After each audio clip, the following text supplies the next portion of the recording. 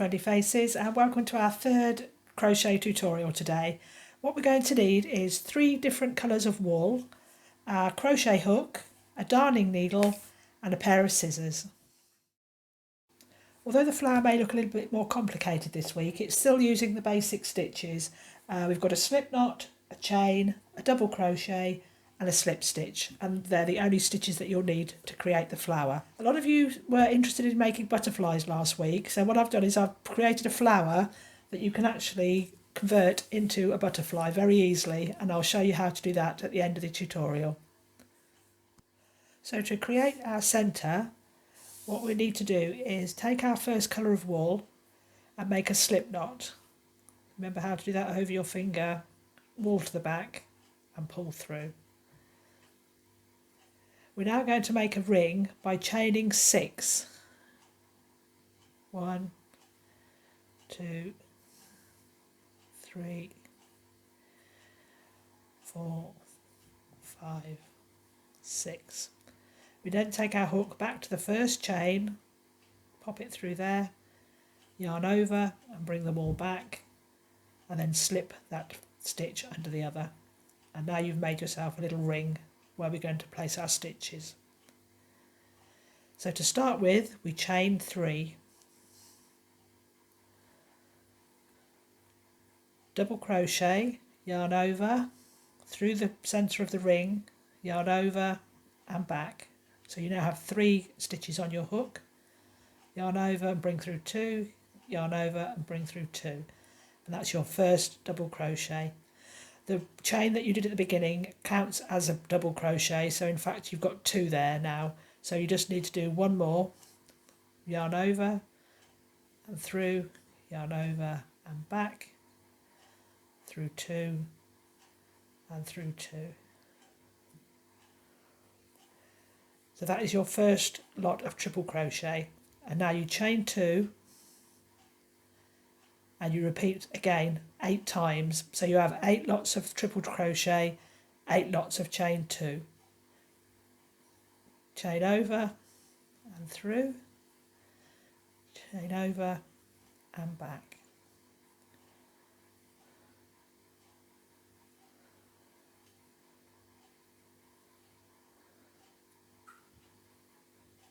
That's your second double crochet.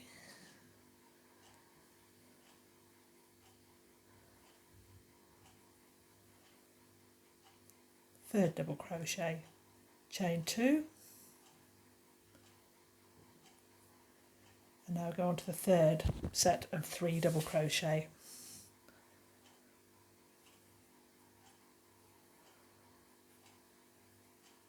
That's 1,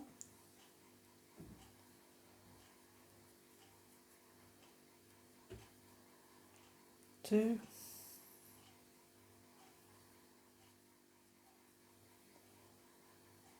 3 and chain 2. So there we have 1, 2, 3 sets. When you've done 7 sets, I'll meet you back at the end.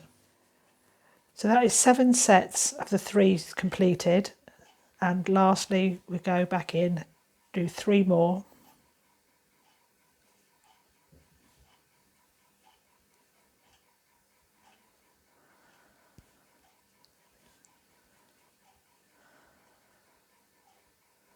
Double check that you've got 8 sets. So there's 1, 2, 3, 4, 5, 6, 7, 8. So we do our final chain 2, and this time we're going to join it to our first chain 3 that we did right at the very beginning. So that's just here, and we just slip stitch into the top.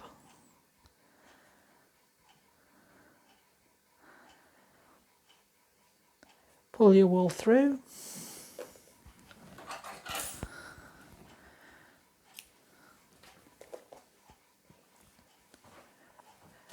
and secure your ends at the back.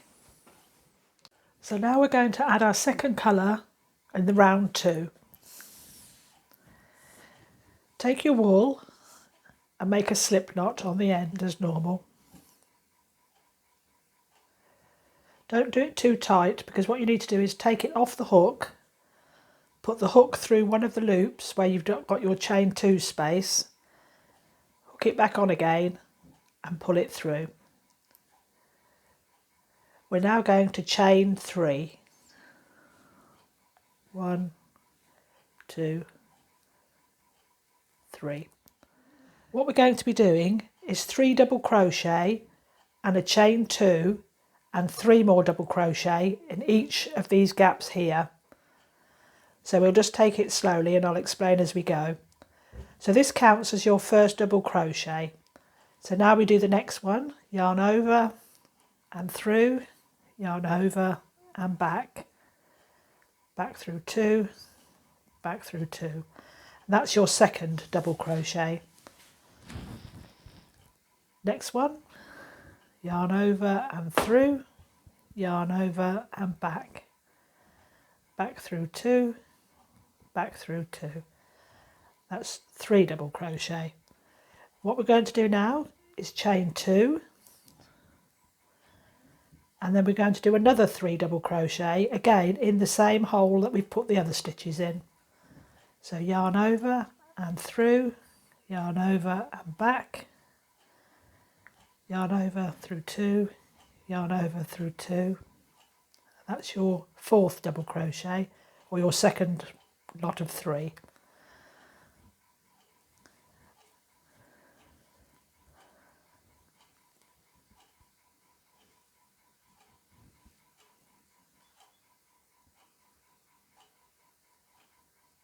So now you should have 3 double crochet, chain 2, 3 double crochet, all going into the same space there.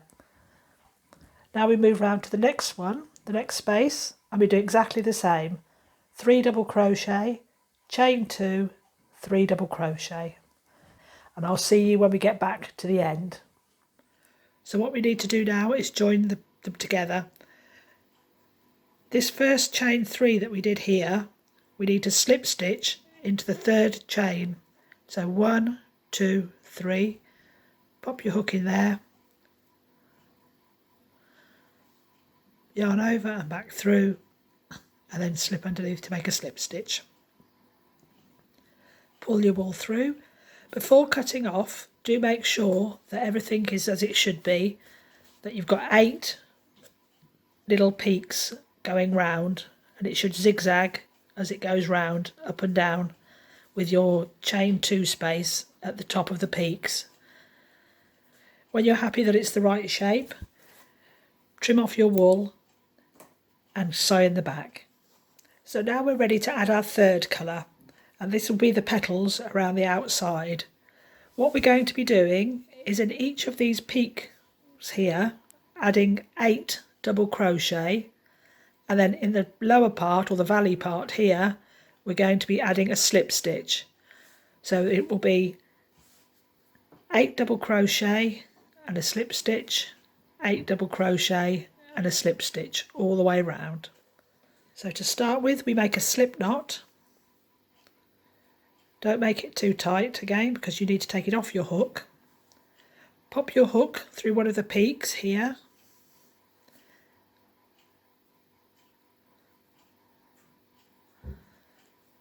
and bring your wool back through. Oops. We're now going to chain 3. 1, 2, 3. That counts as our first double crochet. So what we need to do now is another 7 in that same hole.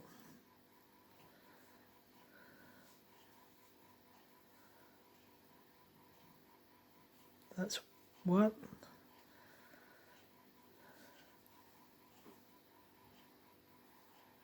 2,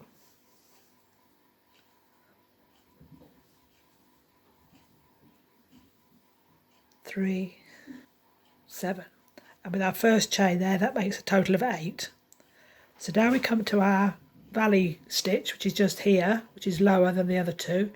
And in that big hole just there, we're going to do a slip stitch. So we pop our hook through, yarn over and back, 2 loops on our hook, and we just slide one underneath the other. Now we go to our next peak, which is the tall one here, and again we're going to do 8 double crochet in there. 7 and 8.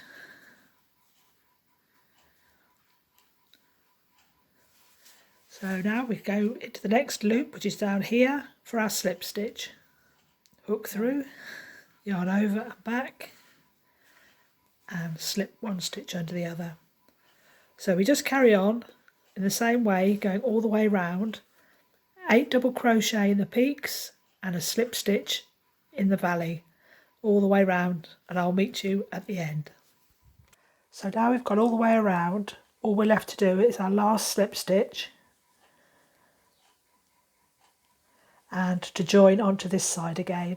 So where our chain is, we count 1, 2, 3 and we pop a slip stitch into the top there. That joins our flower up. Again, check that it's the right shape, that you've got all the loops going round. This time we want to cut off quite a big length of wool because we're going to be using that to make the butterfly. So if you're happy with your flower as it is, that's all finished. But if you'd like to make them into the butterflies, I'll show you how to do that now. We're going to make the antennae with a simple chain stitch. So just make a slip knot on the end of your wool. And what we're going to do is chain 21. When we get to the 21st stitch, pull it all the way through and trim off your wool. Pull this through and pinch in the end, pull it as tight as you can. And same with the other end, pinch it with your fingers and pull it really tight. Trim off the ends, making sure you don't cut the knots off as well. And that's your antennae there. So to create our butterfly, we thread our wool onto the darning needle. And what we're going to do is fold the flower in half, making sure that you have a whole petal on top of a whole petal underneath. And that gives you your basic butterfly shape. So taking your wool, pass it through the wool at the back and in through the hole. And leave it quite loose, don't pull it so that it's tight.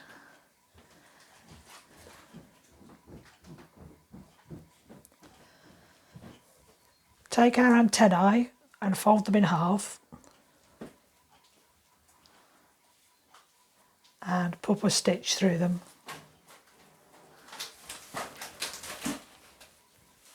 Pop your needle back through the hole and just pop the antennae back through the hole as well. Holding them in place on that side, secure them with a couple of stitches into the back.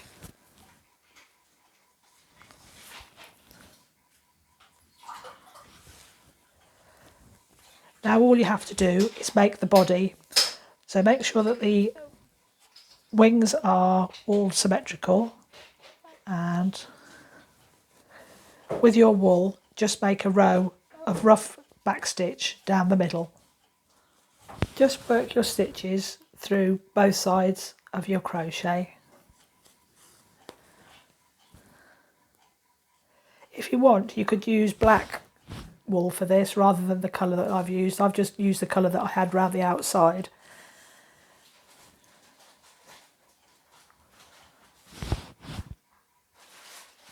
And if you find that the line is quite thin, you can actually go up and down a couple of times to build it up so that the body looks a bit more three-dimensional. When you're happy with the way that it looks, pass the wool back through to the back so it's on the inside, and just finish off your ends as normal by sewing them in. And there you have your butterfly all finished. And obviously you can do these in a variety of colours, and if you want, if you do use a thinner wool and a smaller hook, you can actually make quite small ones as well. Hope you've enjoyed today's tutorial, and I'll see you all next time. Bye!